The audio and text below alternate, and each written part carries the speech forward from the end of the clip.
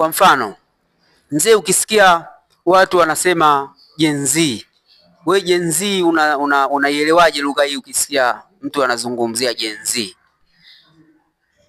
Mimi si mtaalamu sana na Gen Z, lakini wenyewe tafasiri nilivyoisikia, nilivyojaribu kudodosa, wanasema na mambo ya wenzetu wa kizazi kipya hiki.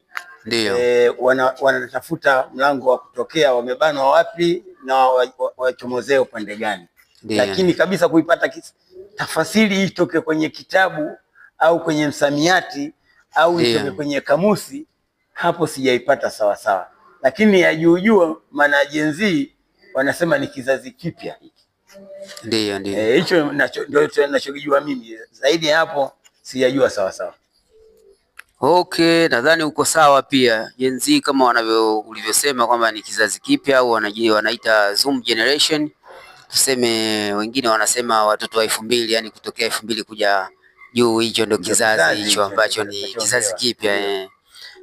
Okay, basi kuna jambo gani ambalo unadhani unahitaji kuwashauri watu wote au watazamaji wetu wanaotutazama saa hizi? Unahitaji nini kuwashauri? Chochote kile ambacho unaona nahitaji kuwashauri watu saa hizi ambao wataweza kukusikiliza na kukufuatilia. Kwanza nashukuru sana, maana kwanza umehusia Gen Z yenyewe, au ni vijana wetu, wajukuu zetu, tuseme watoto wetu, ndio Gen Z yenyewe tuliowazaa sisi. Kikubwa zaidi kuanzia kwetu mpaka kwenye serikali huko, tukianza kuwatambua hawa tumewazaa hawa, na wanahitaji kuishi hawa, wanahitaji maisha hawa, wanahitaji starehe hawa, wanahitaji fursa hawa, saa nyingine kidogo tutawapoza. Lakini tukianza kuwaona kwamba hawa ni watoto tu wazagae mitaani kama watoto wa mbuzi au viumbe wengine, watatusumbua. Cha kwanza hicho. Lakini cha pili, sio kwenye Gen Z tu, hata sisi wazee. Maana kuna lugha yenu au tafasiri yenu kwamba sisi wazee tumeshapitwa na wakati. Kupitwa na wakati wanasema. Tumepitwa. Kumbe sisi hatujapitwa, tunaenda nao wakati. Sawa sawa. Jana, wajuzi na leo na kesho kutwa bado tupo. Ni kweli. Ila mnataka kutuua mapema, ndio maana mnasema tumepitwa na wakati. Na maana sisi wafu watarajiwa. Hiyo tafasiri au slogan sio nzuri sahihi, mnatukatisha tamaa. Lakini hata huko mnasema vijana hao tuwape mikopo, tutafute fursa gani ili mikopo tutakaowapa tuwape na elimu, ili nao watoboe waende kule wanakotaka kwenda. Lakini wakisema watatafuta kwa njia si mbadala, matokeo yake kama madhara. Njia si mbadala, matokeo yake kama madhara. Na sisi naye tunataka kufa, basi mbona tunasikia kuna bima kwa wote? Bima imefanyaje? Tuwekeni bima na sisi wazee, tukopesheni basi mikopo midogo midogo, ili tutoke baada ya kutaka kufa kesho, tufe kesho kutwa, tutaishi tu. Na sisi ndio tuseme, bila ya sisi mtateseka sana. Ni kweli. Bila ya sisi mtateseka sana, kwa sababu rasilimali yenyewe, mali inatoka kwa wazee. Kuambia we hicho acha, sisi hatukukiona hicho. Lakini kama hamwendi hivyo, tutakosea tu. Tutagombana, watoto wanagombana na wazee, wazee wanagombana na watoto. Tutagombana na serikali inagombana na watu wake. Hivyo tutafika tu. Sawa sawa. Bwana Mzee Tagira Mkoko. Ndio mimi. Nadhani watazamaji wetu wamekuelewa vizuri sana kwamba wazee tunaposema kuwa wamepitwa na wakati, na kuwa sio kweli, kwa sababu kuna wakati walikuwepo wao kabla ya sisi kuwepo.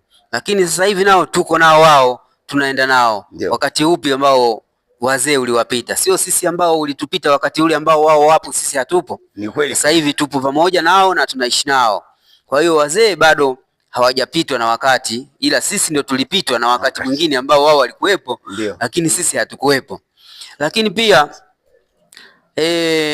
wanasema kuwa kijana kuanzia miaka 18 mpaka miaka 35. Sasa hivi nasikia wameongeza kuja mpaka 40.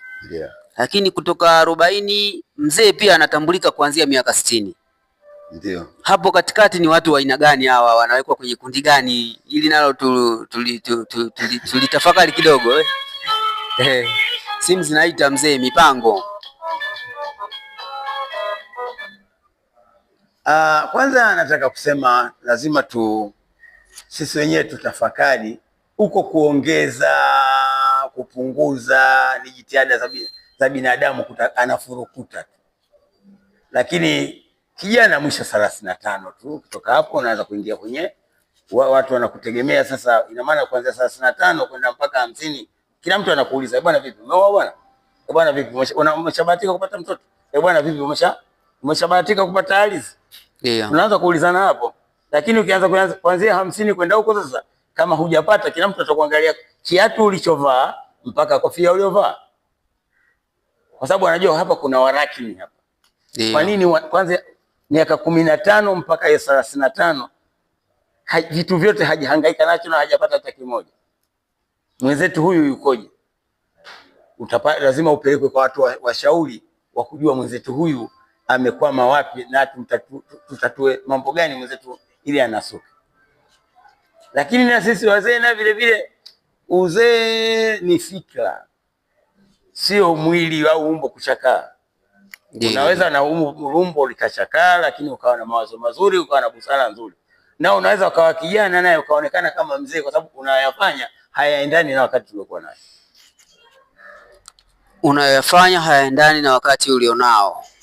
Mzee Tagira Mkoko amemaliza hivyo na alishatushauri, tulimpa nafasi ya kushauri na akashauri.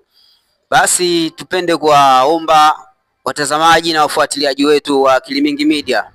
Akili Mingi Facebook tunapatikana, Akili Mingi Media TikTok tunapatikana, Akili Mingi Media YouTube, Instagram pia Akili Mingi Media tunapatikana.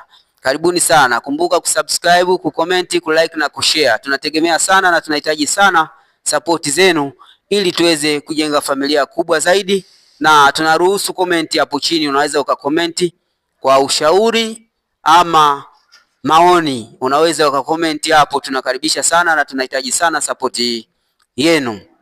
Basi Mzee Tagira Mkoko waage watazamaji wetu kwa neno la mwisho sasa, ili tuweze kukuruhusu uendelee na mambo yako mzee wangu. Kwanza mimi Watanzania wote wapenda amani, wapenda nchi yao, tupendane. Pale kwenye makosa madogo madogo tutatue sisi wenyewe. Mdogo amsikilize mkubwa, mkubwa amsikilize mdogo. Sio kwa sababu huyu mdogo basi wewe unalewa ukubwa wako, unamfokea, atakuogopa, utakusema mambo mengi sana. Ni kweli. Lakini tukishikamana, watu wanasema solidarity. Wenzetu wenye vitabu vyao kuna neno linaitwa solidarity. Sijalijua sawa sawa. Lakini naamini kabisa jambo hilo ni kubwa sana. Tushikamane ili tuweze kuvuka hapa tulipo. Asante sana ndugu mtazamaji, na time nyingine tena Mzee Tagira Mkoko. Shukrani sana, nikuache babangu. Asante sana bwana. Shukrani baba. Tunashukuru sana. Jimbo ambalo linaanza kata inayokuwa, mnakaribishwa wananchi, njooni Rugoba. Vitu vingi sana vinapatikana Rugoba. Karibuni sana.